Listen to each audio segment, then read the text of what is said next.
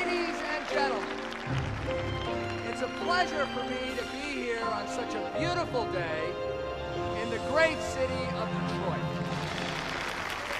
And I'd love to tell you all to sit back, relax, and enjoy yourself.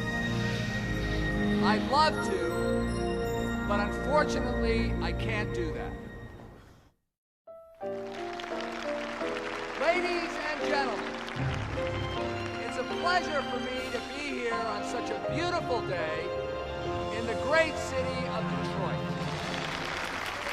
And I'd love to tell you all to sit back, relax, and enjoy yourself.